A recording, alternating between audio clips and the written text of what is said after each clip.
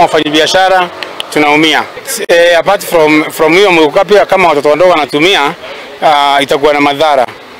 Kwa hivyo serikali inafaa ikuja regulation watoto wadogo wasikule mkoka. Hilo swala sio la ukweli ama sio sawa, kwa sababu wale wakulima wa mirama wa mkoka hawajatuambia madhara ya mkoka kutoka mahali inalimwa ama inaguzwa, lakini wale wanatuambia ina madhara. Kitu ya pili, Mombasa ndio mahali tunasikianga ni mahali ya madawa ya kulevya.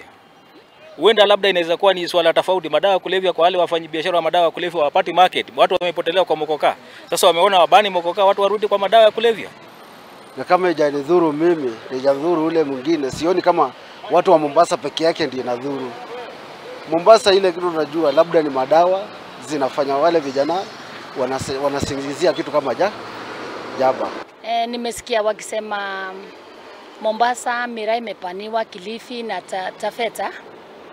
So chenye nasema ama maoni yangu ni kusema kuna most farmers wanategemea miraa as their cash crops.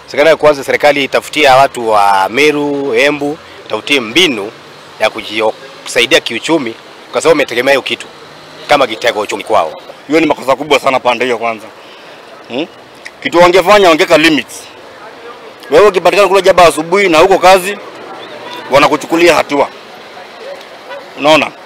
Lakini kusema tumeban kuote kama kaunti mzima na ile hali bado imeachilia bado Mera. Naona hiyo mambo wanafanya bana, wanatupingia miraa si vitu mzuri. Juu hii mkoka kila mtu anategemea, kama huko Embu watu wengi wakulima ni wa hii miraa wenye wanapeleka kwanza, wana supply miraa Mombasa wote ni wa mkoka. Sasa ndio tunashinda sisi, kama hii kazi ndio tunategemea ya miraa, tutafanya nini?